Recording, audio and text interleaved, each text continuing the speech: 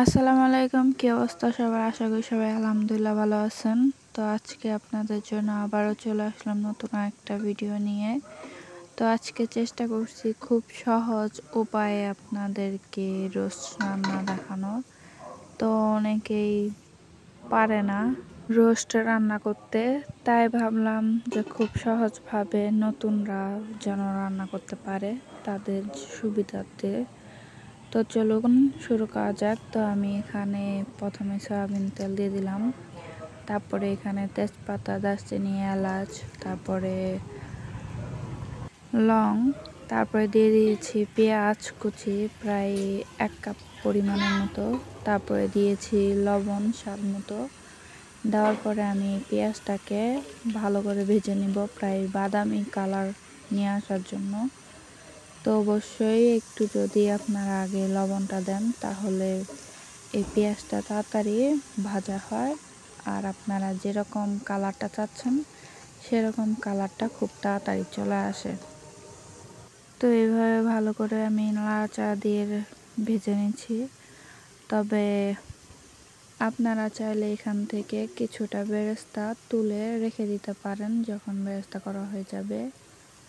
তো আমি যেহেতু এখানে কোনো বেরেস্তা রাখবো না, তাই আমি একটু পেঁয়াজটা সাদা থাকা অবস্থায় দিয়ে দিলাম। তো আমি এখানে পেঁয়াজ বাটা, তারপরে আদা বাটা, রসুন বাটা এবং জয়ফল, পোস্তদানা। তবে আমার এখানে যার জন্য আমার এখানে জয়ফল লাগছে একটা, আর বাকিগুলো একটু অল্প অল্প করেই। তো রোস্টের মূল মশলাটাই হচ্ছে জয়ফল। তো জয়ফলটা বেশি দিলে কিন্তু রোস্টটা খেতে একদমই ভালো লাগবে না, আর কেমন যেন একটা বাজে গন্ধ করবে। তো অবশ্যই খেয়াল রাখতে হবে যে যদি আপনারা 2টা মুরগির রোস্ট করেন তাহলে অবশ্যই একটা জয়ফল দিবেন। তো এই অনুযায়ী আপনাদের পরিমাণটা বাড়াতে পারবেন।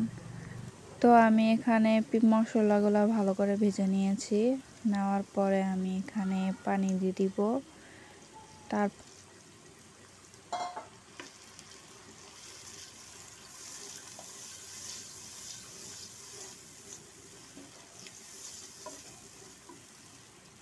তো এরপরে আমি এখানে দিয়ে দিচ্ছি 1 চামচ মরিচের গুঁড়া, 1/2 চামচ জিরা গুঁড়া।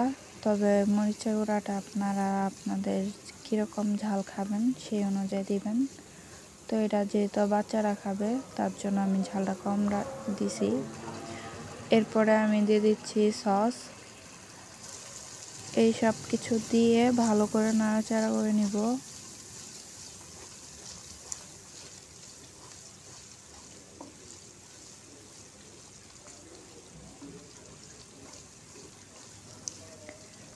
এরপর আমি একটা বাটিতে 2 টেবিল চামচ পরিমাণে টক দই নিয়েছি।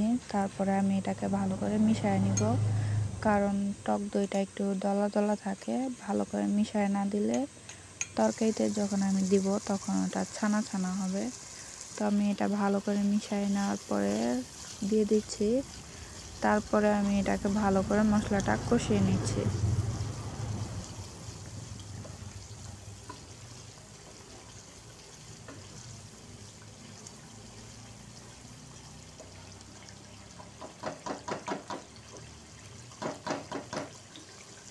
এই পর্যায়ে আমি প্রায় 5 মিনিটের মতো ঢাকনা দিয়ে ঢেকে মশলাটা কষিয়ে নেব। আর এদিকে আমি মুরগির মাংসটা ভেজে রাখছিলাম সামান্য একটু হলুদ আর লবণ দিয়ে। তারপরে আমি এখানে মশলাটা ভালো করে কষিয়ে নিয়েছি। এখন আমি যে মুরগির মাংসটা ভেজে রাখছিলাম সেটা আমি এখানে দিয়ে দিব।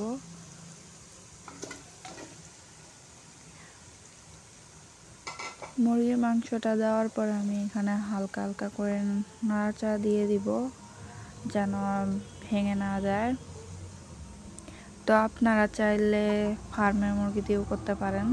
আমি এখানে এটা দেশি মুরগি দিয়ে করছি।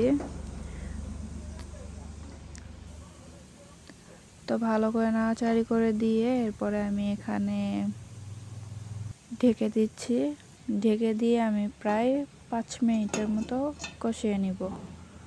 আর অবশ্যই অফ ক্যামেরাতে আমি ভালো করে নাড়াচাড়া দিয়ে নিয়েছি, না হলে না নিগে যাবে। যে 5 মিনিট মুরগির মাংসটা আমি কষাইছি, সেই 5 মিনিট কিন্তু অবশ্যই আমি একটু পর পর ঢাকনা খুলে খুলে নাড়া দিছি। তো আমি এই পর্যায়ে দিয়ে দিচ্ছি প্রায় 1 কাপ পরিমাণে পানি দিয়ে আমি এরপরে এটা ভালো করে নাড়াচাড়া দিয়ে মিশিয়ে নিব। তো ভালো করে নাড়াচাড়া দিয়ে মিশানোর পরে মনে হলো এখানে আর একটু পানি প্রয়োজন, তাই আমি এখানে আর একটু পানি দিয়ে দিলাম।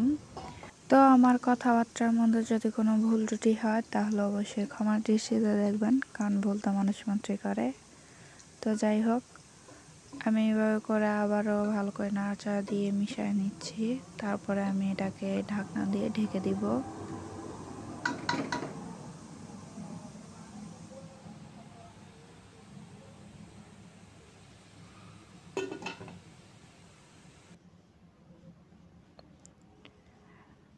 তো আমি ঢাকনাটা খুলে আবার নাড়াচাড়া করে দিচ্ছি। তো আমি অফ ক্যামেরাতেই কাঁচামরিচ দিয়ে দিয়েছিলাম, আমার আর ওইটা দেখানোর মনে ছিল না। তো যাই হোক, আপনারাও কাঁচামরিচটা দিয়ে নেবেন।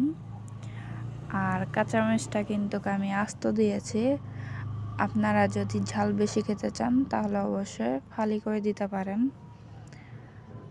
তো আমার এতটুক পরিমাণে ঝোল রেখে আমি নামায় ফেলবো। তো রান্নাটা কেমন হয়েছে সেটা অবশ্যই কমেন্ট করে জানাবেন।